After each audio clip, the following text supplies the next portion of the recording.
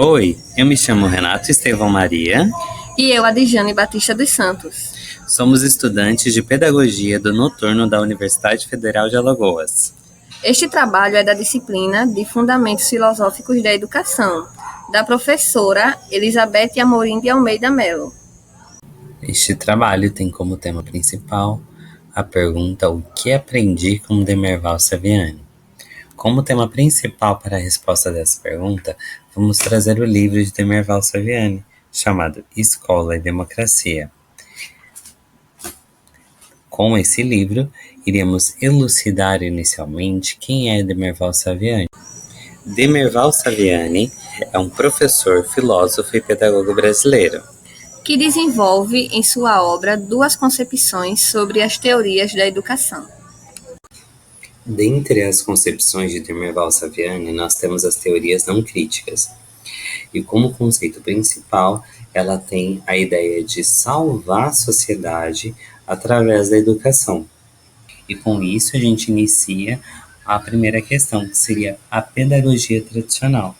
A pedagogia tradicional, ela surge como um antídoto à ignorância, logo um instrumento para equacionar o problema da marginalidade. A marginalidade seria aquela pessoa que vive à margem, que sem o conhecimento no caso. E o seu papel é difundir a instrução e transmitir os conhecimentos acumulados pela humanidade. E com isso, com mais pessoas instruídas, menos pessoas vivem à margem. A Escola Nova surgiu junto do movimento Escola Novista, que a princípio se instaurou com críticas à pedagogia tradicional e desenvolveu ideias que buscavam a qualidade do ensino com ênfase no individualismo e métodos mais didáticos sobre o ensino. Porém, Saviani elabora grande crítica a essa pedagogia, pois o mesmo diz que ela se desenvolveu como uma escola modelo, que atingiu somente a classe da elite, e as demais classes permaneceram com acesso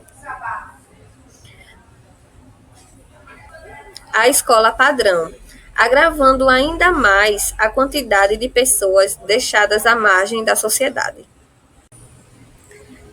Na pedagogia tecnicista, é promovido um processo educativo, objetivo, operacional e burocratizado, onde o objetivo é fazer o indivíduo aprender a fazer, ou seja, aprender um ofício para ser ativo no mercado de trabalho, não considerando questões amplas da sociedade.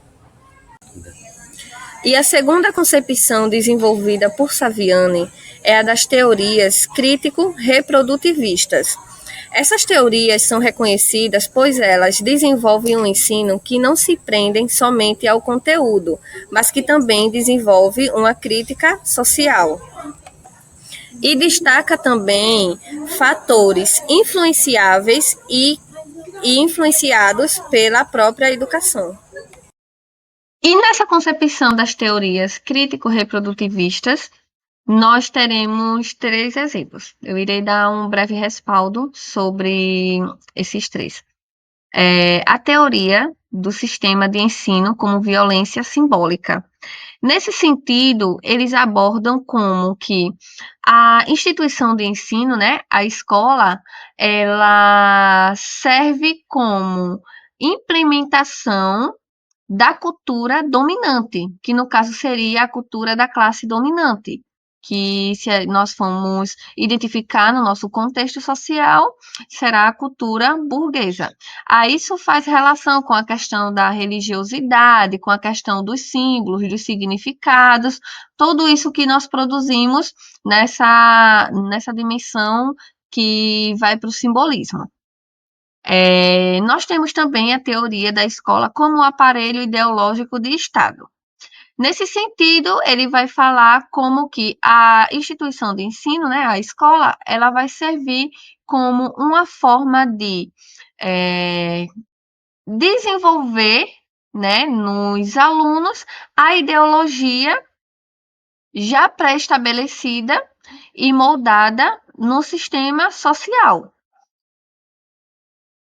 que no caso é a questão do capitalismo. Aí vai falar como que a escola serve como uma forma de reproduzir a ideologia capitalista. Já na teoria da escola dualista, vai ser identificado que existe duas escolas distintas na sociedade: a escola do proletariado e a escola da classe burguesa.